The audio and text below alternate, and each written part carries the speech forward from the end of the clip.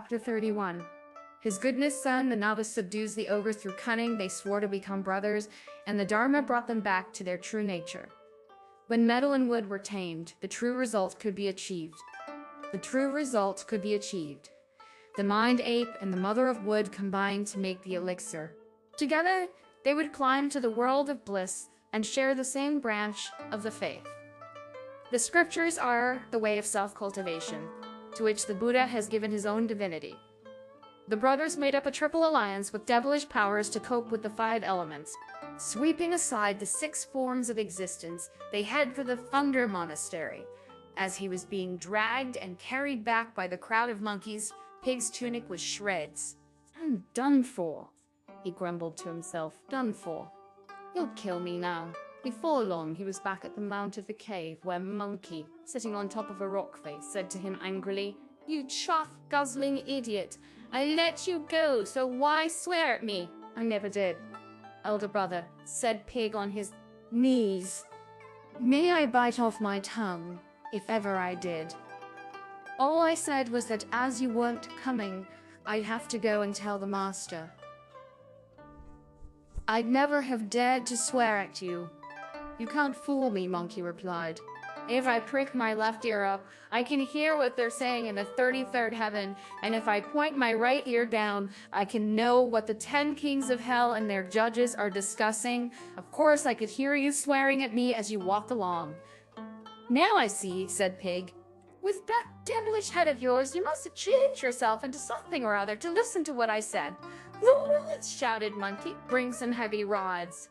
Give him 12 on the face, then 12 on the face, then 12 on the back. After that, I'll finish him off with my iron cudgel." "Elder brother," pleaded Pig, kowtowing desperately, "I beg you to spare me for our master's sake." "That good and kind master." "Never," said Monkey. "If you won't do," begged Pig, "then spare me for the Bodhisattva's sake." The mention of the Bodhisattva made Monkey relent slightly. "Now you said that I won't have you flogged," he replied. "But you must tell me straight and without lying where the tame priest is in trouble, which is presumably why he sent you to try and trick me." "He isn't in trouble," Pig protested. "He's honestly missing you." "You really deserve a beating," said Monkey, "for still trying to hoodwink me." "You really deserve a beating," said Monkey, "for still trying to hoodwink me. Moron!" Although I've been back in the water curtain cave, I've stayed with the pilgrim in my mind. The master must have been in trouble at every step he has taken. "Tell me about it at once if you don't want that flogging." Pig counted again and said, "Yes, I did try to trick you into coming back. I didn't realize that you would see through it so easily. Spare me a flogging and let me go, and I'll tell you." "Very well then," replied Monkey. "Get up and tell me." The junior monkeys untied his hands. He leapt to his feet and began looking around wildly. "What are you looking at?" asked Monkey. "I'm looking at that wide, empty path for me to run away along," said Pig. "That wouldn't get you anywhere," Monkey said. "Even if I gave you 3 days' start, I'd still be able to catch you up." "Start talking. If you make me lose my temper, that'll be the end of you." "I'll tell you the truth," said Pig. "After you came back here, Friar Sen and I escorted the master. When we saw a dark pine forest, the master dismounted and told me to beg for some food. When I'd gone a very long way without finding anyone, I was so tired that I took a snooze in the grass. I didn't realize that the master would send Friar Sand after me. You know how impatient the master is. He went off for a stroll by himself, and when he came out of the wood, he saw a gleaming golden pagoda. He took it for a monastery, but an evil spirit called the Yellow-Robed Monster who lived there captured him. When I and Friar Sand came back to find him, all we saw was the white horse and the baggage. The master had gone. We searched for him as far as the entrance to the cave and fought the monster. Luckily, the master found someone to save him in the cave. She was the 3rd daughter of the king of Elephantia, and she'd been carried off by the monster. She gave the master a letter to deliver to her family and persuaded the ogre to let him go. When we reached the capital and delivered the letter, the king asked our master to subdue the monster and bring the princess home. I ask you, brother, could the master catch a monster? We, too, went off to fight him. but his powers were too much for us. He captured Friar Sand and made me run away. I hid in the undergrowth. The monster turned himself into a handsome scholar and went to court, where he introduced himself to the king and turned the master into a tiger. The white horse changed himself back into a dragon in the middle of the night and went to look for the master. He didn't find him, but he did see the monster drinking in the hall of silvery peace. So he turned himself into a palace beauty. He poured wine and did a sword dance for the ogre in the hope of finding a chance to cut him down, but the ogre wounded his hind leg with a lantern. It was the white horse who sent me here to fetch you. Our eldest brother is a good and honorable gentleman, he said, and gentlemen don't bear grudges. He's sure to come and rescue the master. Please remember that. If a man has been your teacher for a day, you should treat him as your father for the rest of his life. I beg you to save him. Idiot, said Monkey. I told you over and over again before leaving that if any evil monsters captured the master, you were to tell them I am his senior disciple. Why? Didn't you mention me? Pig reflected that to a warrior a challenge was more effective than an invitation and said, it would have been fine if we hadn't used your name. It was only when I mentioned you that he went wild. What did you say? Asked Monkey. I said, behave yourself, kind monster, and don't harm our master. I have an elder brother called Brother Monkey who is an expert demon subduer with tremendous magic powers. If he comes, he'll kill you and you won't even get a funeral. This made the ogre angrier than ever, and he said, I'm not scared of Monkey. If he comes here, I'll skin him, tear his sinews out, gnaw his bones, and eat his heart. Although monkeys are on the skinny side, I can mince his flesh up and deep fry it. This so arched Monkey that he leapt around in a fury, tugging at his ear and scratching his cheek.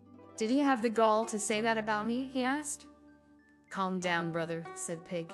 I especially remembered all his insults so as to tell you. Up you get, said Monkey. I didn't have to go before, but now he's insulted me. I must capture him. Let's be off. When I wrecked the heavenly palace 500 years ago, all the generals of heaven bowed low at the sight of me and called me Great Sage. How dare that fiend have the nerve to insult me behind my back? I'm going to catch him and tear his corpse to shreds to make him pay for it. When I've done that, I'll come back here. Quite right, said Pig. When you've captured the monster and got your own back on him, it'll be up to you whether you come on with us. The great sage jumped down from the cliff, rushed into the cave, and took off all his devil clothes. He put on an embroidered tunic, tied on his tiger skin kilt, seized his iron cudgel, and came out again. His panic-stricken monkey subjects tried to stop him, saying, Where are you going, your majesty, great sage? Wouldn't it be fun to rule us for a few more years? What are you saying, little ones? Replied Monkey. I have to protect the Tang priest. Everyone in heaven and earth knows that I am the Tang priest's disciple. He didn't really drive me away. He just wanted me to take a trip home and have a little relaxation. Now I've got to attend to this. You must all take good care of our household. Plant willow and pine cuttings at the right season, and don't let things go to pieces. I must escort the Tang priest while he fetches the scriptures and returns to the east. When my mission is over, I'll come back to this happy life with you here. The monkeys all accepted his orders. Taking Pig's hand, Monkey mounted a cloud and left the cave. When they had crossed the eastern sea, he stooped at the western shore and said, You carry on at your own speed while I take a bath in the sea. We're in a terrible hurry, said Pig. You can't take a bath now. You wouldn't understand, Monkey replied. While I was at home, I developed rather a devil stink, and I'm afraid that with his passion for cleanliness, the master would object. Only then did Pig realize that Monkey really was being sincere and single-minded. After Monkey's dip, they were back on their clouds and heading west again. When they saw the gleam of the golden pagoda, Pig pointed at it and said, That's where the yellow-robed monster lives. Friar Sand is still there. You wait for me up here, said Monkey, while I take a look around the entrance before fighting the evil spirit. No need, said Pig, as he's not at. Oh, I know, said Monkey. The splendid Monkey King landed his gleaming cloud and looked around outside the entrance. All he could see was two children, one of about 10 and the other of 8 or 9, hitting a feather-stuffed ball with curved sticks. Without bothering to find out whose children they were, Monkey rushed up at them as they played, grabbed them by the tufts of hair that grew on the top of their heads, and flew off with them. The sobs and curses of the terrified boys alarmed the junior devils of the Moonwaters Cave, who rushed in to tell the princess that someone, they did not know who, had carried her sons off. These boys, you see, were the children of the princess and the ogre. The princess ran out of the cave to see Monkey holding her sons on the top of a cliff and about to hurl them over. "Hey, you! I've never done you any harm," she screamed desperately. "So why are you kidnapping my sons? Their father won't let you get away with it if anything happens to them, and he's a killer. Don't you know who I am?" said Monkey. "I'm Monkey, the senior disciple of the Tang priest. If you release my brother Friar Sand from your cave, I'll give you your sons back. You'll be getting a good bargain, 2 for 1. The princess hurried back into the cave, told the junior demons who were on the door to get out of her way, and Sue were on the door to get out of her way. Untied Friar Sand with her own hands. "Don't let me go, lady," said Friar Sand, "or I'll be letting you in for trouble with that monster when he comes back and asks about me." "Venerable sir," the princess replied, "what you said about the letter saved my life, so I was gonna let you go anyhow.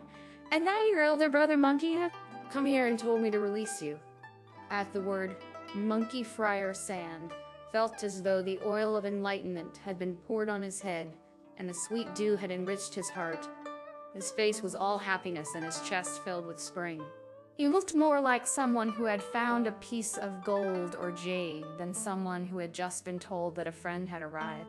He brushed his clothes down with his hands, went out, bowed to Monkey, and said, "Brother, you've dropped right out of the blue. I beg you to save my life. Did you say one word to help me, Brother Sand?" When the master said the band-tightening spell, asked Monkey with a grin. Talk, talk, talk. If you want to rescue your master, you should be heading west instead of squatting here." "Please don't bring that up," said Friar Sand. "A gentleman doesn't bear a grudge. We've been beaten, and we've lost the right to talk about courage. Please rescue me." "Come up here," Monkey replied, and Friar Sand sprang up on the cliff with a bound.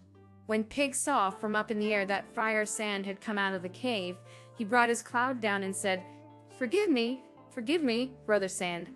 "Where have you come from?" asked Friar Sand on seeing him. "After I was beaten yesterday," said Pig, "I went back to the capital last night and met the White Horse, who told me that the master was in trouble. The monster has magicked him into a tiger. The horse and I talked it over and we decided to ask our eldest brother back." "Stop chattering, idiot," said Monkey. "Each of you take one of these children to the city. Use them to provoke the monster into coming back here to fight me." "How are we to do that?" asked Friar Sand. "You two ride your clouds, stop above the palace," said Monkey. "Harden your hearts and drop the children on the palace steps. When you ask, say they're the sons of the yellow-robed monster, and that you two brought them there. The ogre is bound to come back when he hears that, which will save me the trouble of going into town to fight him. If we fought in the city, the fogs and dust storms we stirred up would alarm the court, the officials, and the common people. Whatever you do, brother," said Pig with a laugh. "You try to trick us? How am I tricking you?" asked Monkey. "These 2 kids have already been scared out of their wits," Pig replied. "They've cried themselves hoarse, and they're going to be killed at any moment. Do you think the monster will let us get away after we smash them to mince? He'll on our necks. You're still crooked, aren't you? He won't even see you, so it's obvious you're tricking us." "If he goes for you," said Monkey, "fight your way back here where there's plenty of room for me to have it out with him." "That's right," said Friar Sand. "What our eldest brother says is quite right. Let's go." The pair of them were an awe-inspiring sight as they went off, carrying the 2 boys. Monkey then jumped down from the cliff to the ground in front of the pagoda's gates, where the princess said to him, "You faithless monk. You said you'd give me back my children if I released your brother. Now I've let him go, but you still have the boys. What have you come back for? Don't be angry, princess," said Monkey, forcing a smile. "As you've been here so long, we've taken your sons to meet their grandfather. Don't try any nonsense, monk," said the princess. "My husband Yellow Robe is no ordinary man. If you frighten those children, you better clam them down." "Princess," said Monkey with a smile, "do you know what the worst crime on earth you can commit is?" "Yes," she replied. "You're a mere woman, so you don't understand anything. said Monkey. I was educated by my parents in the palace ever since I was a child, she said, and I remember what the ancient book said. There are 3,000 crimes, and the greatest is unfilial behavior. But you're unfilial, replied Monkey. My father begot me. My mother raised me. Alas for my parents. What an effort it was to bring me up. Filial piety is the basis of all conduct and the root of all goodness. So why did you marry an evil spirit and forget your parents? Surely this is the crime of unfilial behavior. At this, the princess' face went red as she was overcome with shame. What you say, sir, is so right, she said. Of course I haven't forgotten my parents. But the monster forced me to come here, and he's so strict that I can hardly move a step. Besides, it's a long journey and nobody could deliver a message. I was going to kill myself until I thought that my parents would never discover that I hadn't run away deliberately. So I had nothing for it but to drag out my wretched life. I must be the wickedest person on earth. As she spoke, the tears gushed out like the waters of a spring. Don't take on so, princess, said Monkey. Pig has told me how you saved my master's life and wrote a letter which showed you hadn't forgotten your parents. I promise that I'll catch the monster, take you back to see your father, and find you a good husband. Then you can look after your parents for the rest of their lives. What do you say to that? Please don't get yourself killed, Monk, she said. Your two fighting brothers couldn't beat Yellow Robe, so how can you talk about such a thing, you skinny little wretch, all gristle and no bone? You're like a crab, the way your bones all stick out. You don't have any magic powers, so don't talk about capturing ogres. What a poor judge of people. You are, laughed Monkey. As the saying goes, a bubble of piss is big but light, and a steelyard weight can counterbalance a ton. Those two are big but useless. Their bulk slows them down in the wind as they walk. They cost the earth to clothe. They're hollow inside, like fire in a stove. They're weak, and they give no return for all that they eat. I may be small, but I'm very good value. Have you really got magic powers? The princess asked. You've never seen such magic as I have, he replied. I have no rival when it comes to subduing monsters and demons. Are you sure you won't let me down? Said the princess. Yes, said Monkey. As you're so good at putting down demons, how are you going to catch this one? Hide yourself away and keep out of my sight, said Monkey. Otherwise, I may not be able to deal with him properly when he comes back. I'm afraid you may feel more friendly towards him and want to keep him. Of course I won't want to keep him, she protested. I've only stayed here under duress. You've been his wife for 13 years, said Monkey, so you must have some affection for him. When I meet him, it won't be for a child's game. I shall have to kill him with my cudgel and my fists before you can be taken back to court. The princess did as she had been told and went off to hide in a quiet place. As her marriage was fated to end, she had met the great sage. Now that the princess was out of the way, the Monkey King turned himself with a shake of his body into the very image of the princess and went back into the cave to wait for the ogre. Pig and Friar Sand took the children to the city of Elephantia and hurled them down on the palace steps, where the wretched boys were smashed to mincemeat.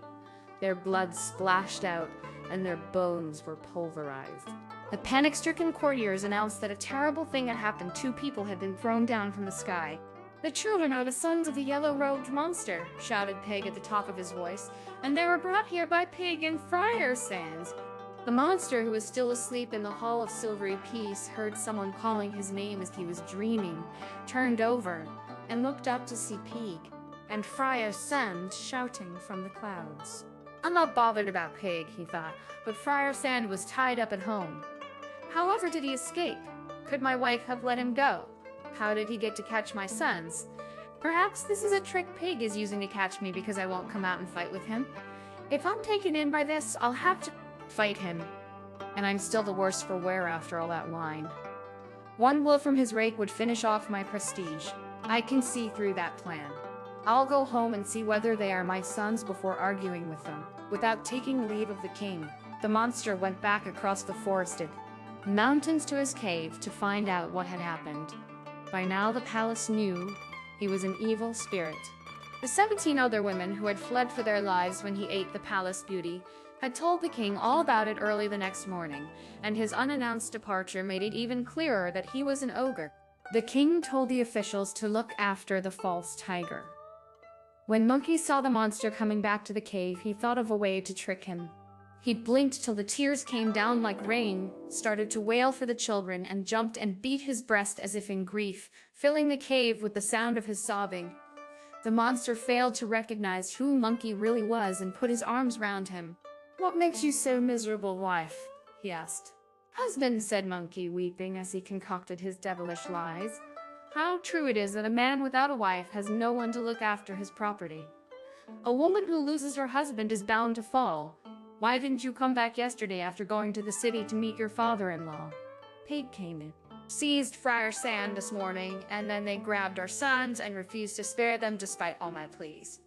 They said they were taking them to the palace to meet their grandfather, but I haven't seen them all day. I don't know what's become of them, and you were away. I've been so miserable at losing them that I can't stop crying." The monster was furious. "My sons?" he asked. "Yes," Monkey replied. Pig carried them off. The monster, now jumping with rage, said, "Right, that's it. He's killed my sons. You'll die for this. I'll make that monk pay for it with his life. Don't cry, wife. How are you feeling now? Let me make you better." "There's nothing wrong with me," said Monkey, "except that I've cried so much my heart aches." "Never mind," the monster replied. "Come over here. I've got a treasure here that you just have to rub on your pain to stop it hurting. But be very careful with it and don't flick it with your thumb, because if you do, you'll be able to see my real body." Monkey was secretly delighted. What a well-behaved fiend, he thought, giving that away without even being tortured. When he gives me the treasure, I'll flick it to see what kind of monster he really is. The ogre then led him to a remote and secluded part of the cave and spat out a treasure about the size of a hen's egg. It was magic pills skillfully fashioned from a piece of a conglomeration of internal secretion. What a splendid thing, Monkey thought. Goodness knows how many times it had to be worked, refined, and mated before becoming such a magic relic. Today it was fated to meet me. The ape took it, rubbed it over his pretended pain, and was just going to flick it with his thumb when the monster took fright and tried to grab it from him. The crafty monkey popped it into his mouth and swallowed it. The monster clenched his fist and hit at him, but Monkey parried the blow, rubbed his face, and reverted to his real form with a shout of, "Behave yourself, ogre! Take a look and see who I am." "Wife," said the shocked monster, "however did you get that terrible face?" "I'll get you, you damn fiend," said Monkey. "I'm not your wife." "Can't you even recognize your own grandfather?" The monster, now beginning to see the light, said, "You do look a bit familiar." "Take another look," said Monkey. "I won't hit you. I know you by sight," the monster said, "but I can't remember your name." "Who are you? Where are you from? Where have you hidden my wife? Why did you swindle me out of my treasure? This is a disgusting way to behave." "As you don't know who I am," said Monkey, "let me tell you that I am Sun Wukong, Brother Monkey, the Tang Priest's senior disciple. I'm your ancestor by a clear 500 years. "Nonsense," the ogre replied, "nonsense. I know that the Tang Priest only had 2 disciples when I captured him. They were called Pig and Friar Sand. Nobody mentioned anyone by the name of Monkey. You must be a fiend from somewhere or other who has come to trick me. I didn't come here with the other 2, said Monkey, "because my master is a kind and merciful man who sent me back home for killing too many evil spirits. You ought to know your ancestor's name." "What sort of man your ancestor's name? What sort of man are you?" asked the monster. "How can you have the face to come back after your master has sent you away?" "You wouldn't understand, you damned monster," said Monkey, "that when a man has been your teacher for a single day, you should treat him as your father for the rest of his life, and that father and son should never let the sun set on a quarrel. You've harmed my master, so of course I've come to rescue him. Even if I could ignore that, it's quite outrageous that you insulted me behind my back." "I never insulted you," said the monster. "Pig told me you did," replied Monkey. "You shouldn't believe that sharp-tongued old gossip," said the monster. "Let's stop beating about the bush," said Monkey. "You've treated me very shabbily for a guest from far away. You may not have any wine or fine delicacies to feed me, but you do have a head, so stretch it out and let me hit it with my cudgel. That'll do instead of tea." The mention of hitting made the monster bellow with laughter. "You got it all wrong this time, Monkey. he said. "You shouldn't have come in if you wanted to fight me. I have 1,000 devils of all sizes in here. Even if you were covered with arms, you'd never be able to fight your way out." "Nonsense," replied Monkey. "Never mind 1,000 if you had thousands or tens of thousands of them. I'd only need to see them clearly for my every blow to strike home. I'll let the lot of you out." The monster at once ordered all the fiends and ogres in and around the cave to muster with their weapons and put a closed blockade on all the doors. Monkey was delighted to see them, and wielding his cudgel with both hands, he shouted, "Change!" and suddenly had 6 arms and 3 heads. Then he shook his gold-banded cudgel and turned it into 3 gold-banded cudgels. He went into action with his 6 arms and 3 cudgels. He was a tiger in a sheepfold, a hawk in a chicken run. The poor little demons had their heads smashed to pulp, while their blood flowed like water. He rushed to and fro as if there was nobody else there, until only the old ogre was left. He followed Monkey outside and said, "Insolent ape, how dare you come here and bully us?" Monkey turned, beckoned to him, and said, come here, let me win the credit for killing you." The monster struck at the head with his sword, and Monkey riposted to the face of his cudgel. They fought it out amid the mists on the mountaintop. Mighty was the magic of the great sage, awful the monster's power. One of them wielded an iron cudgel, the other a sword of tempered steel. When the sword was raised, it shone with a bright aurora. The parrying cudgel was wreathed in cloud. They leapt to and fro, protecting their heads, turning and somersaulting over and over. One of them changed his face with every breeze. The other stood still and shook his body. One glared with fiery eyes as he stretched out his simian arm. The other's golden pupils flashed as he twisted his tigerish waist. They were locked in mortal combat as sword and cudgel struck without mercy. The Monkey King wielded his iron club according to the martial classic, and the monster's swordplay followed the ancient manuals. One was a demon king experienced in the black arts. The other used magical powers to protect the Tang priest.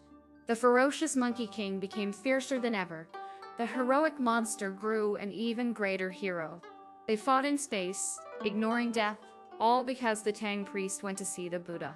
They had fought 50 or 60 rounds without issue when Monkey thought, "That bloody monster's sword is as good as my cudgel.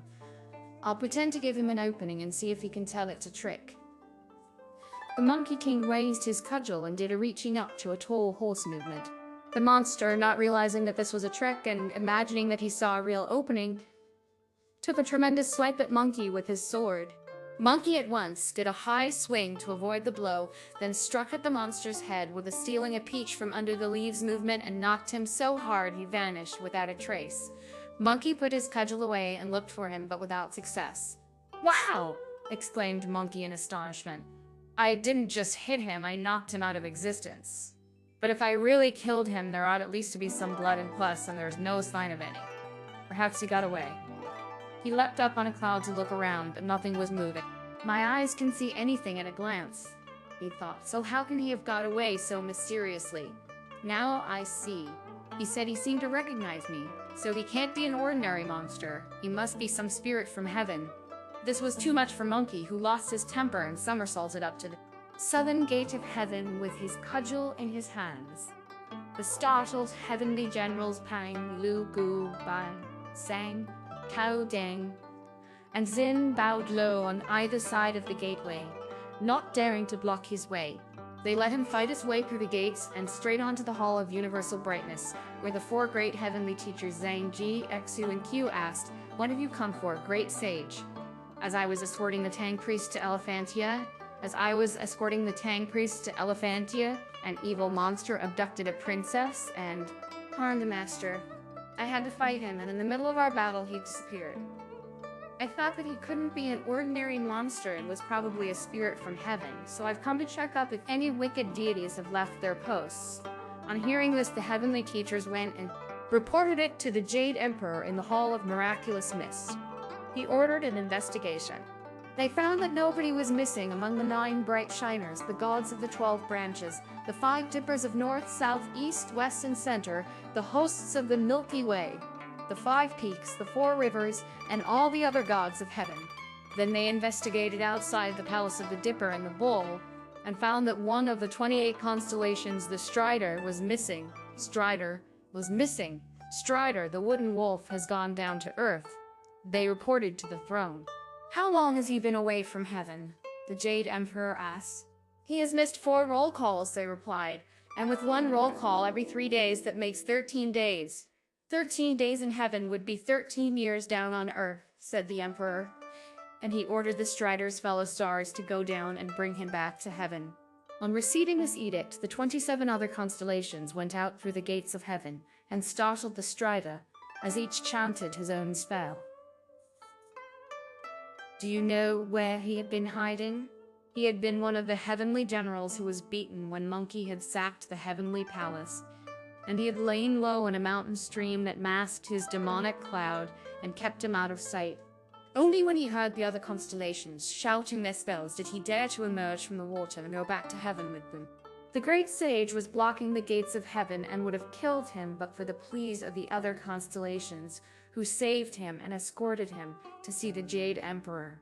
The monster now produced his golden tablet of office from his belt and kowtowed on the floor of the palace, admitting his guilt. Strider the wooden wolf, said the Jade Emperor, why did you go off by yourself instead of being content with the infinite beauty of heaven? I deserve to die, your majesty, the Strider replied. That daughter of the king of Elephantia was no ordinary mortal. She was a jade maiden in the Hall of Incense who wanted to have an affair with me. As we did not want to defile the heavenly palace, she decided to become a mortal first, and was reborn in the king's palace. Then I became an evil monster, and occupied a mountain in order not to let her down. I carried her off to my cave, and we were man and wife for 13 years. Every bite and every sip is preordained, as the saying goes, and now the great sage has succeeded in bringing me here. The Jade Emperor withdrew his tablet of office and degraded him to be a menial helping Lord Laozi stoke his fires in the Tashita Palace. If he did well, he would be restored to his previous post. If not, his sentence would be made heavier. Monkey was delighted to see how the Jade Emperor dealt with him, and chanting an awe of respect, he said to the assembled gods, Gentlemen, I'm off. That monkey is as ill-mannered as ever, chuckled the heavenly teachers, just chanting an awe and going without thanking your majesty for your celestial kindness in catching the monster for him. We can consider ourselves fortunate, said the Jade Emperor, if he leaves without disturbing the peace of heaven. The great sage brought his shining cloud straight down to the Moonwater's cave on Bull Mountain, found the princess, and told her off for becoming a mortal and marrying a fiend. As he was doing this, he heard Pig and Friar Sand shouting in midair, Leave us a few demons to polish off, brother. I've already wiped them out, Monkey replied. Doesn't matter, said Friar Sand. Let's take the princess back to the palace. Don't stare at her, Pig. We'd better do some distance-shortening magic. The princess heard a rush of wind in her ears, and in a moment she was back in the city. The 3 disciples took her to the throne hall, where she bowed to her royal parents and met her sisters again. All the officials came to bow to greet her, and she reported, We are indebted to the infinite powers of the venerable monkey for the defeat of the yellow-robed monster and my rescue. What type of monster was he? The king asked. Your Majesty's son-in-law, Monkey replied, is the Strider constellation from heaven, and your daughter was a jade maiden who held the incense until she decided to become a mortal and came down to this world. This marriage was predestined. When I went up to the heavenly palace and submitted a memorial to him, the Jade Emperor found that the monster had missed 4 roll calls and had been away from heaven for 13 days, which is 13 years down here on Earth. The Emperor sent his fellow stars down to fetch him, then banished him to the Tashita heaven, where he is to redeem his sins. That's how I rescued your daughter and brought her here. The king thanked Monkey and told him to go and see his master. The 3 disciples left the throne hall and went with all the courtiers to the antechamber, where the iron cage was carried in and the false tiger unchained. Monkey was the only one who could see that he was human. All the others thought he was really a tiger. As Sanzang was under the demon's spell, he could not move, and although he was clear in his mind, he was unable to open his mouth or his eyes. "What a fine monk you are, master," said Monkey, "getting yourself into this revolting shape. You accused me of being a murderer and sent me home for it, but you wouldn't be such an awful sight if your heart had been set on goodness." "Save him, brother. Don't tell him off," said Pig. "It was you who put him up to it all," said Monkey. "You were his favorite disciple. Why didn't you save him instead of sending for me? Besides, I told you that I'd go back when I defeated the monster and avenge that insult." Friar Sand went over and knelt down before him. "As the old saying goes," he pleaded, "if you won't do it for the monk's sake, do it for the Buddha's sake. I beg you to save him now that you're here. I wouldn't have gone all that way to ask you to come if we'd been able to save him ourselves. I couldn't bear not to save him ourselves. I couldn't bear not to save him," replied Monkey, raising Friar Sand to his feet. "Bring me some water." Pig flew back to the hostel, fetched the horse and luggage, took the golden begging bowl from it, half filled it with water, and handed it to Monkey. Monkey took the water in his hand, said the words of a spell, and spurted it at the tiger's head. The evil magic was dissolved, and the tiger aura was dispersed. Sanzang was seen in his true form once more. Once he had gathered himself together and opened his eyes, he saw Monkey, took hold of him, and said, "Monkey, where have you come from?" Friar Sand, who was standing in attendance, told him all about how Monkey had been asked back, defeated the monster, rescued the princess, dispersed the tiger aura, and come back to the palace. "Worthy disciple," said Sanzang, "full of gratitude. Thank you. When we return to the east from our journey to the west, I shall report to the Tang Emperor that you have won the greatest distinction." "Don't mention it," said a smiling Monkey. "Don't mention it. The best way you can show your gratitude is by not saying that spell." When the king heard about all this, he thanked the four of them and gave a great vegetarian banquet for them in the eastern wing. After this expression of the king's kindness, master and disciples took their leave of him and set out for the west. The king and his courtiers came a long way to see them off, after which the monarch returned to the palace to rule his country. The monk went on to Thunder Monastery to see the Buddha. If you don't know what happened next, or when they reached the Western Heaven, listen to the explanation in the next installment.